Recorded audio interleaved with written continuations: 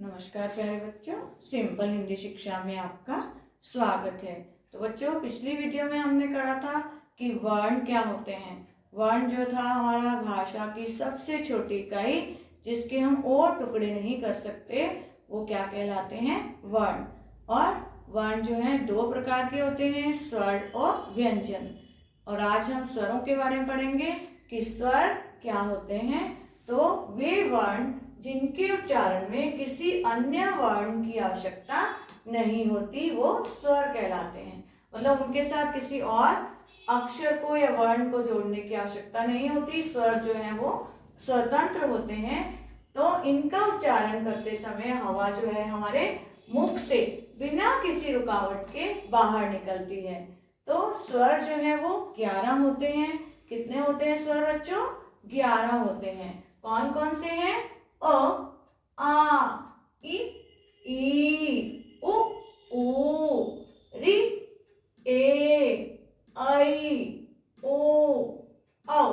तो ये हमारे जो है 11 स्वर हैं।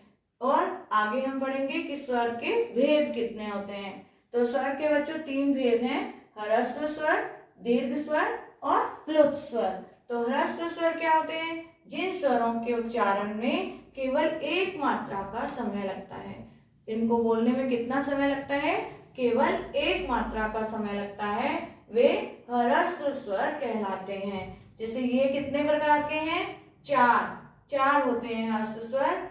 अ, इ, उ और री। री का प्रयोग जो है बच्चों संस्कृत भाषा में को लिखने में और हमारे जो मंत्र होते हैं, धार्मिक मंत्र, उनका उच्चारण करने में किया जाता है। नंबर 2 पे पढ़ेंगे हम दीर्घ स्वर। दीर्घ स्वर क्या है? जिन स्वरों के उच्चारण में ह्रस्व स्वर से भी दुगना समय लगता है। यानी इसमें एक मात्रा का समय था, तो इसमें हमें दुगना समय लगता है। वे दीर्घ स्वर कहलाते हैं। ये कितने होते हैं? 7 होते हैं। जैसे कौन कौन से हैं ये? आ, ई, उ, ए, ऐ, ओ, औ।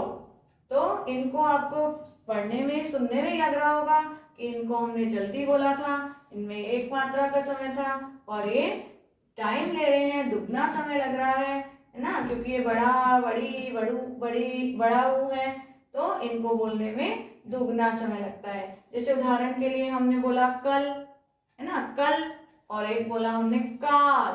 तो कल में जो है अ की आवाज आ रही है, एक मात्रा का समय है।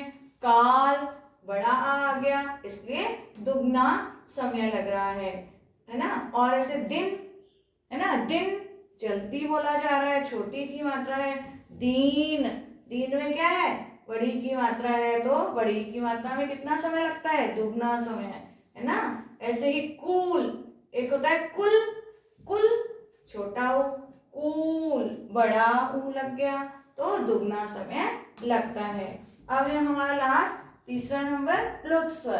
प्लुत स्वर क्या है? जिन स्वरों के उच्चारण में दीर्घ स्वर से भी अधिक यानी 3 मात्राओं का समय लगता है, और यह केवल एक है। इसका चिन्ह क्या होता है?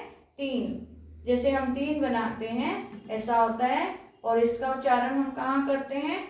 ओम, राम, सुनो, अरे, मतलब पुकारना होता है जब हमें किसी, तो हम प्लुत स्वर का उपयोग करते हैं। और लिखने में जो है प्लुत स्वर का उपयोग नहीं किया जाता, कम किया जाता है। तो हमने पढ़ा स्वर क्या है। स्वर में जो है जिनका उच्चारण करने में किसी अन्य वर्ण की हमको सहायता नहीं लेनी पड़ती या आवश्यकता नहीं होती, उसे हम स्वर कहते हैं। इनका उच्चारण मुख हवा करते समय हवा जो है मुख से बिना किसी रुकावट के बाहर निकलती है। और स्वर कितने थे? 11 थे। और स्वर के भेद कितने हैं? स्वर के भेद 3 हैं, ह्रस्व स्वर, दीर्घ स्वर और प्लुत स्वर। ह्रस्व स्वर में एक मात्रा का समय लगता है, दीर्घ स्वर में ह्रस्व स्वर से भी दुगना समय लगता है, और प्लुत स्वर जो है वो उसको बोलने में हमें 3 मात्राओं का समय लगता है। तो आशा करती हूँ बच्चों वीडियो आपको पसंद आएगी, और अपने फ्रेंड्स के साथ इसको शेयर कीजिएगा। जो मेरे चैनल पर नए हैं वो इसे सब्सक्राइब और लाइक करिएगा, धन्यवाद।